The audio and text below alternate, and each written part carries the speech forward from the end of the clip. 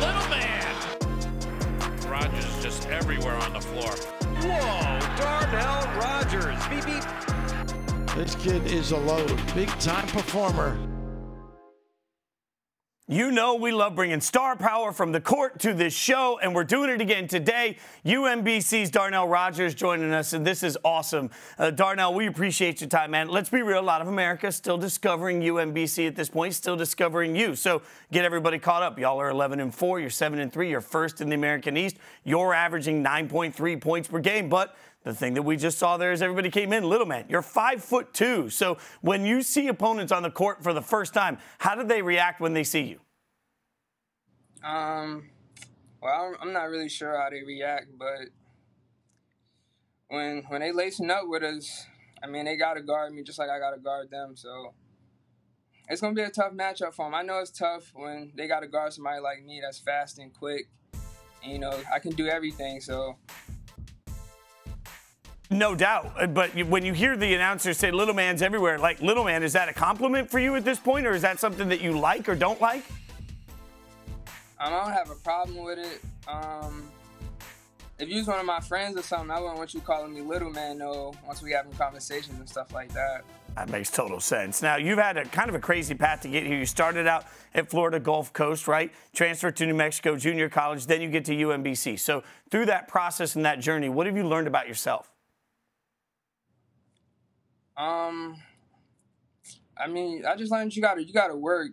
You gotta put in the work just for the results to show. So just being in the gym, you know, staying focused, you know, and doing your schoolwork and stuff like that too. All that plays a part. You just gotta do the right things to be successful. Well, one of the coolest things that we had as we were getting ready for you is we were looking through it, and we saw a little moment where an NBA legend was all sorts of hype for your highlight reel. This is Tracy McGrady hanging out, watching some of your clips. Check this out. This man gets buckets. Look at him. 5'2". Look at him. A floater off the backboard. He is averaging 14 a night, friends. He's a lefty, too. That's cool. Wow. Nope. Maybe a little. Size doesn't matter, ladies and gentlemen, if you're watching this. You just look at it. Did you see that when it happened live?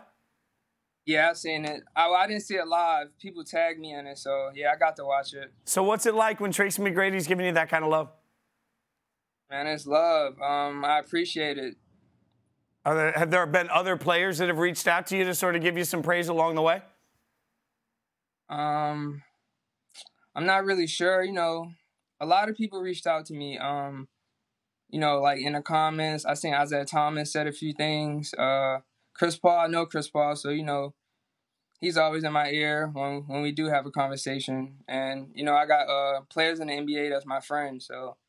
I mean, that's such a cool moment, and I don't know that we necessarily talk to players enough about it. Like, for me, in music for a long time when I was touring, like, there were certain musicians that if they ever praised my work, it meant a lot. When I got to ESPN, there were people in the halls that if they stopped and said something, it really hit hard. Is there somebody out there that you look at that's sort of one of your idols that when they give you that praise, it means something, it hits you hard? Well, it would have been Kobe Bryant. That's my favorite player. But rather than that, I would say any of them, any elite player like NBA superstar, if they reached out, it would mean a lot to me. So we were looking back at some of your past, and you know, there was a game earlier where you led your team in rebounds against Delaware. So what is it about you that gives you that ability to do that? I mean, just knowing, like, it's self-awareness, knowing where the ball's going to bounce and then just beating them to the ball. Well, UMBC sort of caught everybody's attention. We all know this. 2018, they upset Virginia. It's the biggest story in the country, right? So how much – there's only one player left on your team that was part of that experience, but how much does that still resonate within the program? I mean, it's two of them, actually. And, you know, we talk about it, but we're trying to write our own path this year. So that's really the main focus. We're trying to do better than what they did.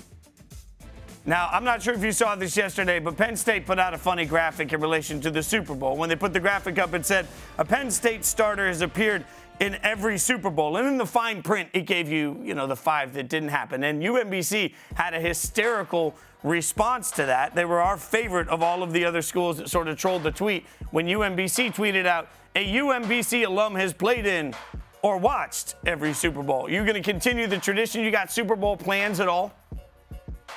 Yeah, we're going to be down in New York playing Stony Brook, so we're going to be in a hotel and be on my team.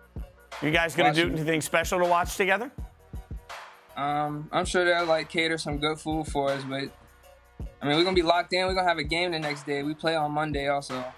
Well, we appreciate your time, man. Watching you do what you do is spectacular. Best of luck going up against Stony Brook. It's been awesome hanging out with you, and great job this season. We hope to continue to see it going all the way through the tournament. Thanks, Darnell. Appreciate it. Thanks for having me. Thanks for watching ESPN on YouTube. For live streaming, sports, and premium content, subscribe to ESPN+.